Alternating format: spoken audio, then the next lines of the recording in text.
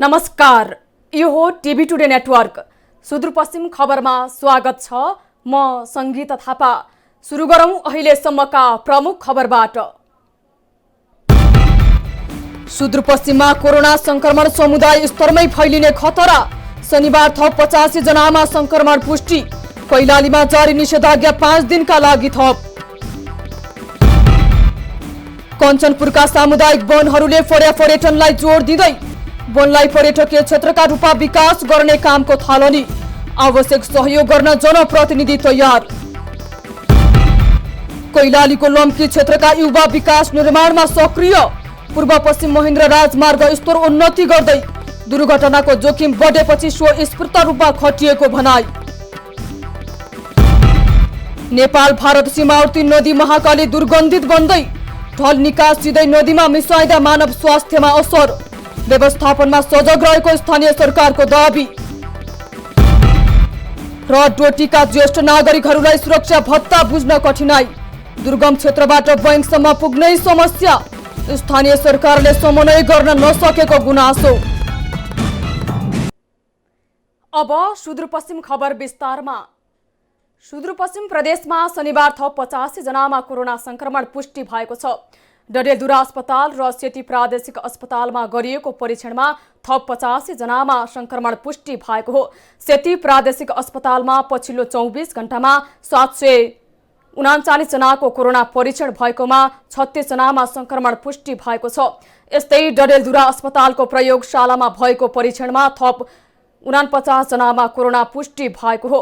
पछिल्लो 24 घण्टामा 385 जनाको कोरोना परीक्षण भएकोमा 49 जनामा संक्रमण पुष्टि भएको हो। संक्रमितहरू बझाङका 26, बैतडीका 21 जना र दार्चुलाका 2 जना रहेको अस्पताल स्रोतले जनाएको छ। यसरी सुदूरपश्चिममा सक्रिय संक्रमितको संख्या 884 रहेको स्वास्थ्य तथा जनसंख्या मन्त्रालयले जनाएको छ। पुरमा 17, कैलालीमा 19, दार्चुलामा 3, बझाङमा 26 र बैतडीमा 21 गरी जम्मा 242 महिला र 642 पुरुष गरी जम्मा 884 जना। शनिबार 85 जना थपिएसँगै सुदूरपश्चिममा कोरोना संक्रमितको संख्या 5800 नाघेको छ।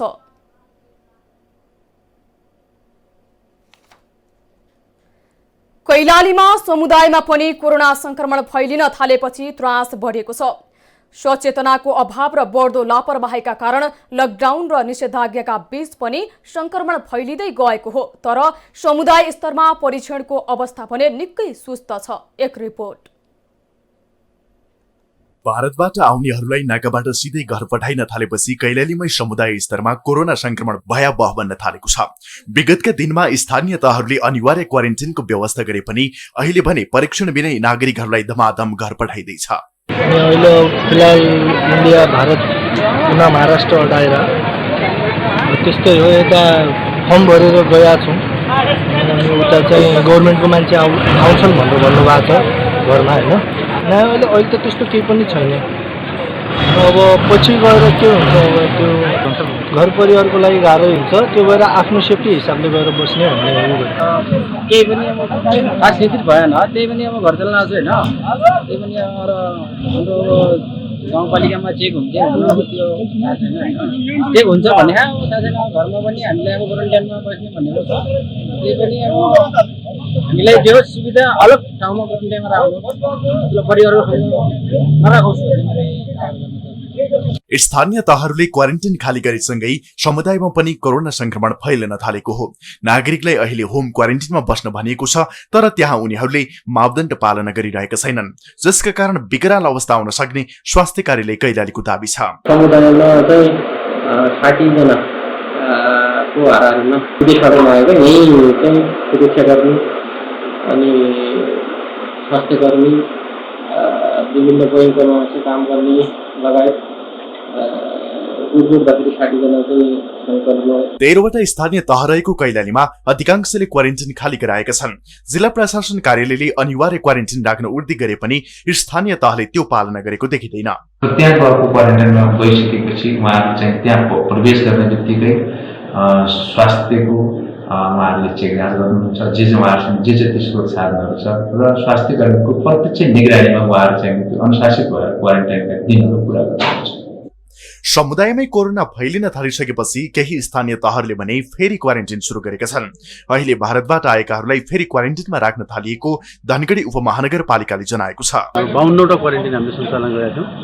सबै क्वारेन्टिनहरू चाहिँ स्कुल सञ्चालन हुने भएकोले हामीले बन्द गर्नुपर्ने अवस्था आएको थियो र बन्द पनि गरेका थियौँ। त्यसपछि पछिल्लो चरणमा मान्छेको फ्लो थिएन, मान्छेको फ्लो अझ बढी नै राख्यो। इन्डियाबाट आउने मान्छेहरू अझ आइ नै राख्नु भएको छ, नाका बन्द भएको छैन र पछिल्लो चरणमा यो सङ्क्रमण भएको अवस्था समुदाय स्तरमा सरेको पनि देखियो। धनगढी उपमहानगरपालिकामै लगभग 18-19% चाहिँ सामुदायिक स्तरमा कोरोना सङ्क्रमण सरिसकेको छ। अहिलेसम्म लगभग 40 जना समुदाय स्तरमा सङ्क्रमितहरू देखिनु भएको छ र त्यसले गर्दाखेरि हामीले अब फेरि पुनः क्वारेन्टाइन सञ्चालन गर्नुपर्छ भन्ने विचार गरेर समुदायमै कोरोना फैलिन थालेपछि अहिले कैलालीका अधिकांश स्थानीय तहमा भारतबाट नेपाल फर्किएकाहरूलाई मापदण्ड अनुसार क्वारेन्टिनमा राख्न स्थानीय र प्रदेश सरकारले ध्यान दिन जरुरी छ। कैलालीबाट जनार्दन उपाध्यायको रिपोर्ट। कैलालीमा जारी निषेधाज्ञा थप 5 दिन लम्ब्याउने निर्णय गरिएको छ। आइतबार राति सकिन लागेको निषेधाज्ञालाई 19 गते रातिसम्म लम्ब्याउने निर्णय गरिएको हो।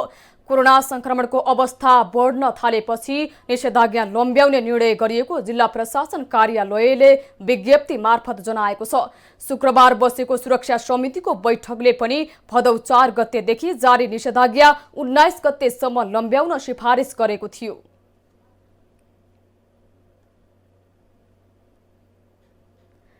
कैलालीको गौरीफन्टा र कञ्चनपुरको गड्डा चौकी नाका भएर दैनिक सयौंको संख्यामा नेपाली स्वदेश फर्किरहेका छन्।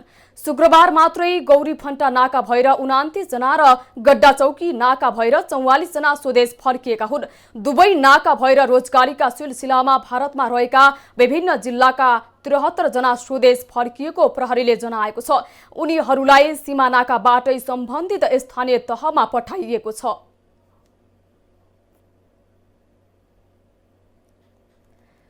कञ्चनपुरका सामुदायिक वनहरूले पर्यापर्यटन कार्यक्रम अवलम्बन गरी वनलाई पर्यटकीय क्षेत्रका रूपमा विकास गर्ने कामको थालनी गरेका छन्।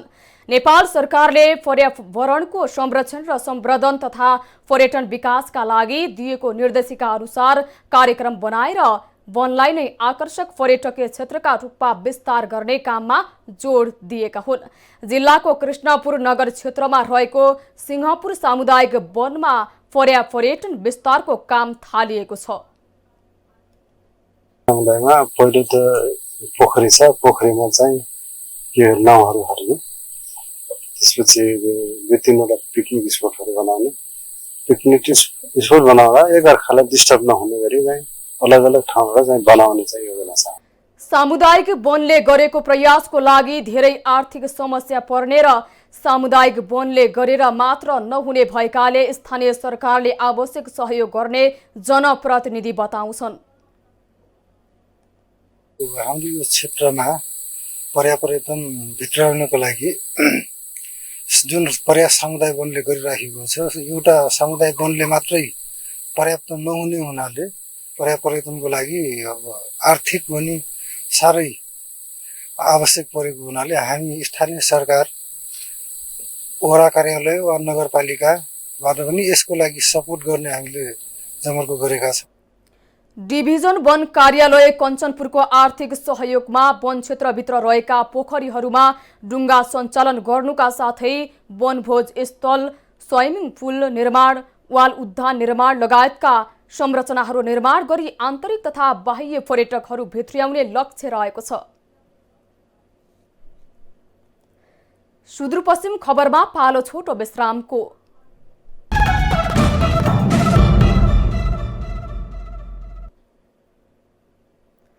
अब बाँकी खबर। कञ्चनपुरको सदरमुकाम महेन्द्रनगरमा अवस्थित महाकाली अस्पतालको स्तर उन्नति हुँदै गएको छ। एकताका रिफरेन्स सेन्टरको नाममा मात्र चिनिने महाकाली अस्पतालमा अहिले एकपछि अर्को सेवा सुविधा थपिँदै गएको हो। एक रिपोर्ट। कञ्चनपुरमा अवस्थित महाकाली अस्पतालमा अहिले धेरै सुधारका कार्यक्रम भएका छन्। सुदूरपश्चिम प्रदेशमा गाभिएर प्रदेश अन्तर्गत गएको अस्पतालले अहिले एकपछि अर्को सुविधा पनि थप्दै गएको हो। विगतमा आइसियु, भेन्टिलेटर लगायत अत्याधुनिक उपकरणबाट टाढा रहेको अस्पतालमा अहिले सानोदेखि ठूलासम्मका सेवा सुविधा विस्तार भएका छन्। महाकाली अस्पतालमा साँच्चै भन्नुपर्दाखेरि चाहिँ आइसियुको लागि बजेट आएको चाहिँ लगभग 72-73 सालमा नै आइसियु भनेर चाहिँ सेटअप भइसकेको, रुम पनि सेटअप भइसकेको। तर अझै पनि त्यसमा गर्नुपर्ने कुराहरू थुप्रै थिए होइन। भेन्टिलेटर एउटा मात्रै थियो, भेन्टिलेटर किन्न पर्ने थियो, आइसियुको बेड सङ्ख्या बढाउनु पर्ने थियो, त्यस्तै गरी नर्सिङ स्टेसनहरू बढाउनु पर्ने थियो। त्यो सबै काम गरिसकेपछि अर्को मेन कुरा चाहिँ ह्युमन रिसोर्सको कुराले चाहिँ अड्किरहेको थियो। अहिले चाहिँ हामीले चाहिँ 2जना एमडिजिपी, 1जना एनेस्थेसियोलोजिस्टको भरमा चाहिँ आइसियु सेवा सञ्चालन दिइरहेका छौँ। अझै पनि यो चाहिँ पुगिसकेको छैन। आइसियु सञ्चालनमा आए पनि अस्पतालमा जनशक्तिको निकै कम छ। कुल 29 जना डाक्टरको दरबन्दी रहेको अस्पतालमा अहिले 23 जना मात्रै छन्। तर अस्पताल व्यवस्थापन समिति र अस्पताल प्रशासनले उपकरण अभाव लगायत अस्पतालमा दरबन्दी चिकित्सक आपूर्ति गर्दै जाने जनाएको छ। हामीले नयाँ योजना तयार बनाएर हामीले 1 वर्षभित्र आइसियु सञ्चालन गर्ने भन्ने एउटा एउटा आफूले चाहिँ प्रेरणा गरेर र अस्पतालमा डाक्टरलाई चाहिँ सबैभन्दा बढी उपलब्ध गराउनुपर्छ भन्ने हिसाबले हामीले योजना बनाइयो। यसमा अहिले हामीले भन्नुपर्दा हामी सुरुवात हुँदा 1 जना मात्रै यहाँ मेसु गाइनोकोलोजिस्ट निमित्त डाक्टर हाम्रा चाहिँ हरिकुमार श्रेष्ठ हुनुहुन्थ्यो भने अहिले गएर 10 जना विशेषज्ञ हामीले स्थापना गर्न सक्यौँ, ल्याउन सक्यौँ। समितिले अस्पतालमा क्रमिक रूपमा सुधार गएको भन्दै अपुग भएको जनशक्ति तथा उपकरण पनि चाँडै परिपूर्ति गर्ने जनाएको छ।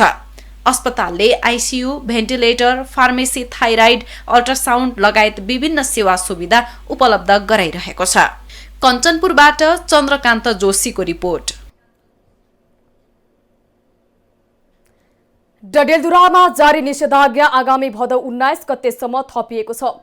जिल्ला स्तरीय कोभिड-19 जोखिम व्यवस्थापन समितिको बैठकले उक्त निर्णय गरेको हो।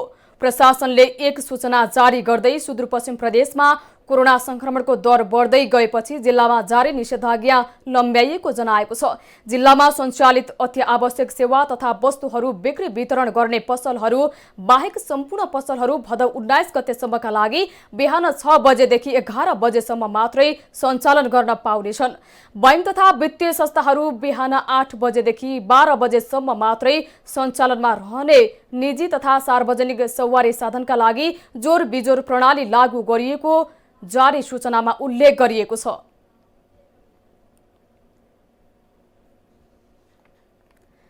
कैलालीको लम्की क्षेत्रका युवाहरू विकास निर्माणका काममा सक्रिय भएका छन्। कोरोना भाइरसका कारण 5 महिनादेखि देश ठप्प रहेको अवस्थामा यस क्षेत्रका युवाहरू सडक तथा राजमार्ग मर्मतमा सक्रिय भएका हुन्। सडक विभागको व्यवस्थाले सडक जीर्ण बन्न थालेपछि स्वस्फूर्त रूपमा सडक मर्मत सम्भारमा जुटेको युवाहरूको भनाइ छ। बढी यो पूर्व पश्चिम जस्तो मेन राजमार्गमा यस्तो खाल्डाखुल्डीहरू धेरै भएको र दुर्घटना धेरै हुने भएका कारणले हामीले यो अभियान चालू गरेका हौँ।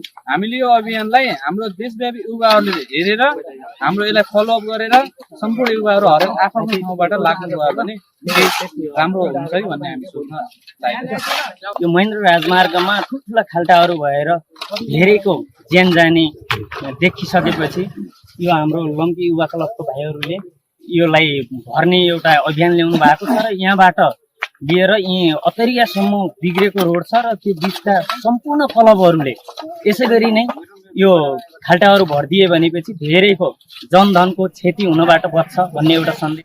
लामो समयदेखि मर्मत नहुँदा कैलालीको कर्णाली चिसापानीदेखि अत्तरियासम्मको पूर्व पश्चिम महेन्द्र राजमार्गको ठाउँ ठाउँमा परेका खाल्डा खुल्लीले दुर्घटनाको जोखिम उच्च हुँदै गएको छ। सडक मर्मतमा लामो समयदेखि कसैको ध्यान नदिँदा लम्की क्षेत्रका युवाहरूले खाल्डा खुल्ली पुर्ने तथा ग्रोबल हाल्ने काम गरिरहेका छन्। सडक देशको नै मुख्य सडकमा यस्तो खाल्डा खुल्ली देख्दाखेरि यो हाम्रो यो सडक दुर्घटनाहरू धेरै हुने भएकाले हामीले देखेका छौँ। हिजो यत्रो टाइम बितिसक्यो सडक विभागदेखि कसैले पनि रोडमा खाल्डा खुल्डीहरू हुँदा पनि कसैले पनि हेरेको छैन। सरकारलाई पनि एउटा चुनौतीपूर्ण कुरा पनि हुन्छ। यो युवाहरूले आफै गर्न सक्छ भने सरकार किन गर्न सक्दैन भनेर एउटा चुनौती दिनको लागि पनि हामी यस युवाहरू लागेको छ र सम्पूर्ण युवाहरूले देशभरिको कोरोना कहरमा जिल्लामा निषेधाज्ञा जारी रहेको भए पनि खाली समयमा युवाहरू सामाजिक दूरी कायम गरी स्वास्थ्य सुरक्षालाई ध्यानमा राख्दै विकास निर्माणमा सक्रिय भएका छन्।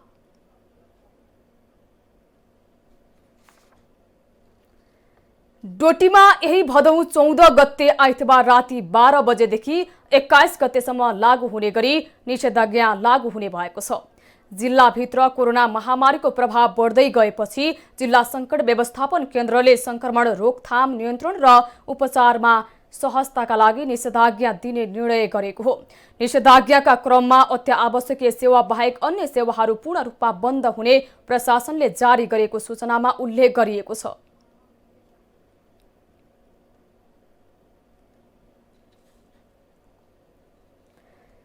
दार्चुला सदरमुकाम खलङ्गामा रहेका अधिकांश होटेल रेस्टुरेन्ट तथा घरबाट निस्किने ढल तथा फोहोर सिधै नदीमा मिसाउने गरिएको छ, जसका कारण एकातिर महाकाली नदीमा पाइने जलचर जीवहरूको अस्तित्व संकटमा पर्दै गएको छ भने अर्कोतिर स्थानीयको स्वास्थ्यमा गम्भीर समस्या देखिन थालेको छ। एक रिपोर्ट। नेपाल र भारत छुट्याउने महाकाली नदीमा फोहोर जथाभावी रूपमा फ्याँक्दा एकातर्फ पानीमा बस्ने जीवहरू नष्ट हुँदै गएका छन् भने अर्कोतर्फ मानवीय स्वास्थ्यमा समेत खेलवाड भइरहेको छ। भारतको दार्चुला र नेपालको खलङ्गा बजारका अधिकांश होटल रेस्टुरेन्ट तथा घरहरूबाट निस्कने फोहोर सिधै नदीमा मिसाइदा पर्यावरणमै गम्भीर समस्या देखिन थालेको हो। नदीमा चाहिँ विभिन्न प्रकारले हुन्छ कि के हुन्छ त्यो फोहोरजन्य पदार्थहरू चाहिँ नदीमा फाल्ने, सम्बन्धित ठाउँमा नफाल्ने, नदीमै फोहोर गर्ने, जस्तो नदीमा के अरे टोयलेटको पाइपहरू चाहिँ त्यही निकासी त्यही गरेको पाइएको छ, देखिएको छ। अहिले पनि त्यस्तै छ, सुधार भएको छैन। महाकाली नगरपालिकाले फोहोर व्यवस्थापनका लागि काम गरिरहेको भए पनि त्यो अझै पर्याप्त हुन सकेको छैन। नगरपालिकाले बनाएको सरसफाई केन्द्र समेत सञ्चालनमा नआउँदा फोहोर व्यवस्थापनमा अझै चुनौती बढेको स्थानीयको भनाइ छ। चाहिँ हाम्रो जुन निश्चित एरियामा एउटा फेटेबोरको तलतिर जुन डम्पिङ साइट बनिसक्यो, नगरपालिकालाई हस्तान्तरण गर्दा पनि त्यो किन कार्यान्वयन आएन, किन युज भएन भन्ने मात्रै मेरो प्रश्न हो। अब त्यसलाई चाहिँ चाँडो नगरपालिकाले त्यसलाई चाँडोभन्दा चाँडो त्यसलाई चाहिँ व्यवस्थित गरेर त्यसलाई युजमा ल्यायो भने कमसेकम त्यहाँको फोहोर फाल्ने त्यो चाहिँ रोकिन्थ्यो कि। महाकाली नगरपालिकाले बजार क्षेत्रको फोहोर व्यवस्थापनका लागि सरसफाई केन्द्र सञ्चालनको तयारी गरिरहेको छ। करिब 48 लाखको लागतमा नमस्कार निर्माण सेवाले सरसफाई केन्द्र निर्माणको काम सम्पन्न गरे पनि त्यो अझै सञ्चालनमा आउन सकेको छैन। नगरपालिकाबाट टेन्डर भएर नमस्कार निर्माण सेवाको नाममा टेन्डर घटाघटीमा स्वीकृति भएको हो। मैले 48 लाख बिना भ्याट 48 लाख पेमेन्ट भएको हो। मेरो ठेका अनुसार सम्झौता गर्दाखेरि गर्नुपर्ने सम्पूर्ण कार्यहरू जस्ता पत्ता बोन्टी र तीनटा कोठाको स्टोर रुमहरू र पाले गेस्ट रुम र साइडहरूमा वाल हालको काम गरेर मैले 48 लाख फुल आफ्नो क्वान्टिटी अनुसारको भुक्तानी पाइसकेको अवस्था र मैले यो नगरपालिकालाई हस्तान्तरण गरिसकेको अवस्था हो। महाकाली नगरपालिकाले चालू आर्थिक वर्षको नीति तथा कार्यक्रममा पनि फोहोर व्यवस्थापनलाई समेटेको छ। दार्चुलामा लागू भएको दक्षिण एसियाली सीमावर्ती नदीको सामुदायिक सदुपयोग परियोजना ट्रोसा कार्यक्रमले पनि विभिन्न जनचेतनामूलक कार्यक्रम तथा तालिम सञ्चालन गरे पनि त्यसले तात्विक असर अझै पार्न सकेको छैन। दार्चुलाबाट रामसिंह धामीको रिपोर्ट। अब जनआवाज।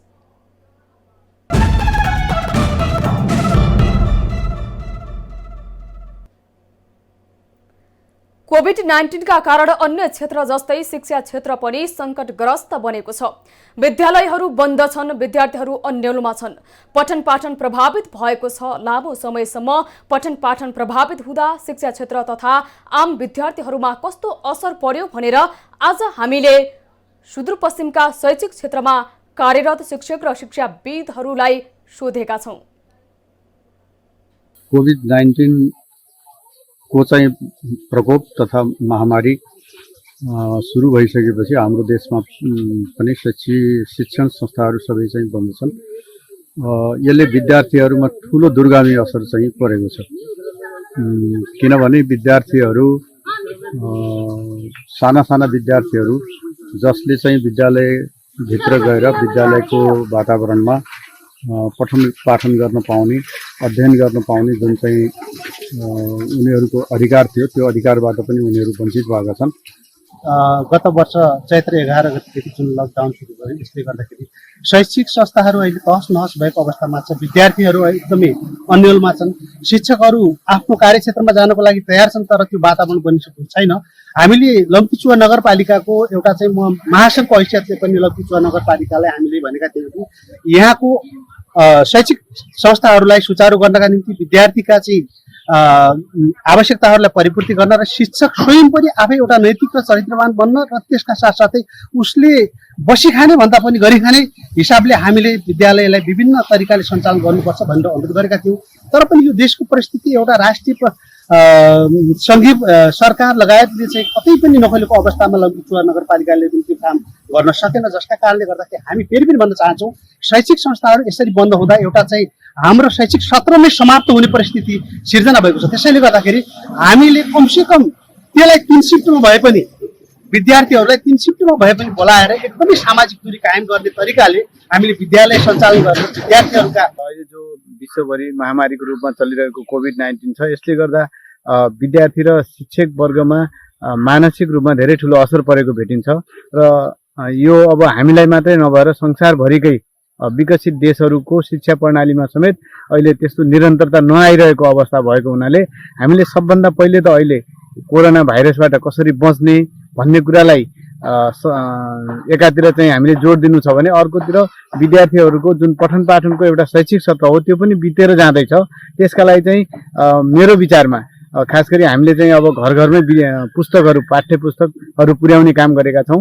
विद्यार्थीहरूले त्यो पाठ्य पुस्तक हेरेर र गार्जेनहरूले पनि उनीहरूलाई अलिकति अभिभावकहरूले पनि उनीहरूलाई त्यो पाठ्य पुस्तक दिएको पाठ्य पुस्तकमा गृह कार्य दिने, हेर्ने र काम दिने र त्यो बाहेक अन्य घरेसी कामहरू आफूलाई बिजी राख्नका लागि विशेष गरी विद्यार्थी भाइ बहिनीहरूले आमा बुवालाई विशेष गरी बुवालाई सक्नेले बाहिरको काम र आमालाई भान्साको काममा सरसहयोग गर्ने र त्यो बाहेक रेडियो र टेलिभिजन जस्ता कार्यक्रमबाट जुन शैक्षिक शिक्षा सम्बन्धी आउने कार्यक्रमहरू छन् ती कार्यक्रमहरूले पनि विद्यार्थीहरूलाई चाहिँ अलिकति यो शैक्षिक आफ्ना विषयवस्तुहरूमा ज्ञान हासिल गर्न सजिलो हुन्छ जस्तो मलाई लाग्छ।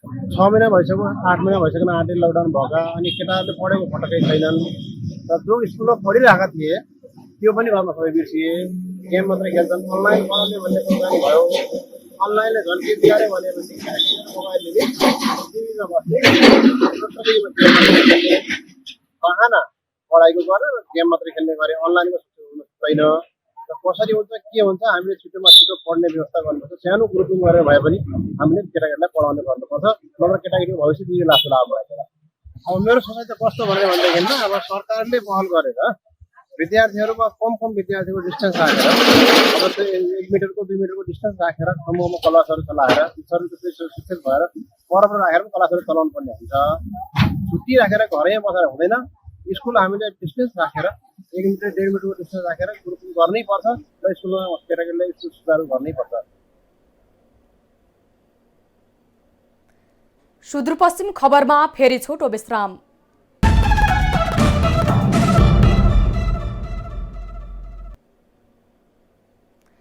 अब आर्थिक खबर।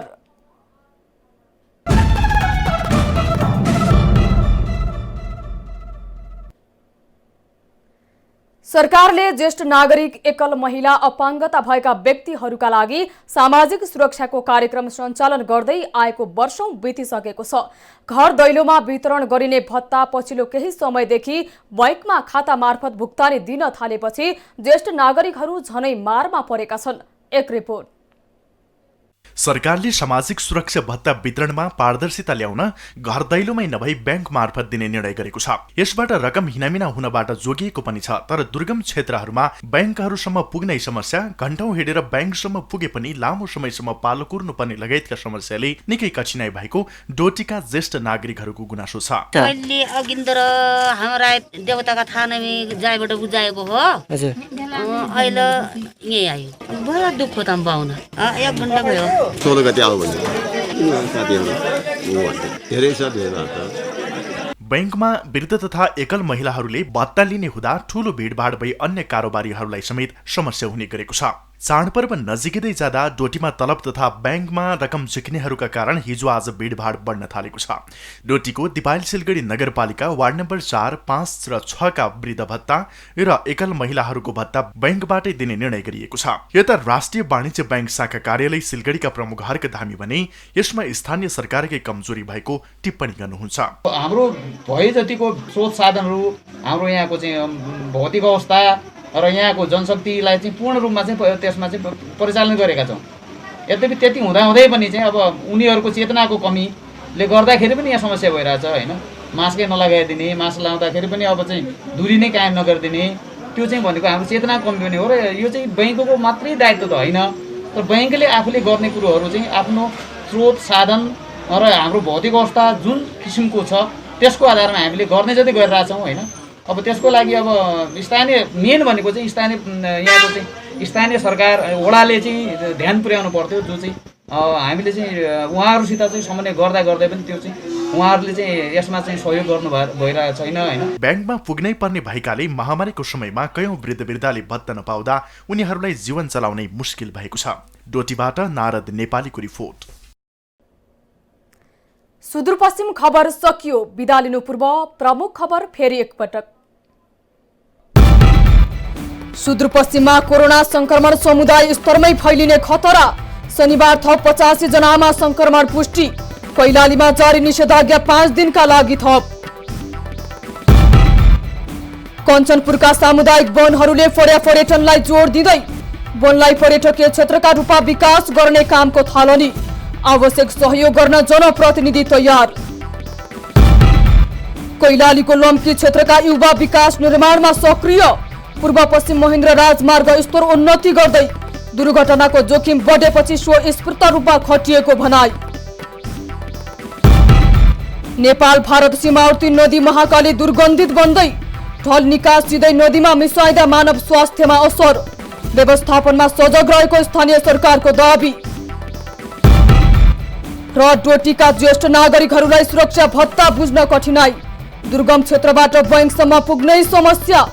स्थानीय सरकारले समन्वय गर्न नसकेको गुनासो। हामीलाई TV today Nepal apps download गरी विश्वभर प्रत्यक्ष हेर्न सक्नुहुनेछ। साथै www.tvtoday.news.com मा गई हेर्न र पढ्न सक्नुहुनेछ भने फेसबुक, युट्युब र ट्विटरमा समेत फलो गर्न सक्नुहुनेछ। विकास, निर्माण र जनसरोकारका विषयमा हाम्रो आवाज जारी छ। अहिलेलाई सम्पूर्ण सुदूरपश्चिम खबर युनिटका साथ म संगीता थापा पनि बिदा चाहन्छु। टिभी टुडे HD हेर्दै गर्नुहोला। नमस्कार।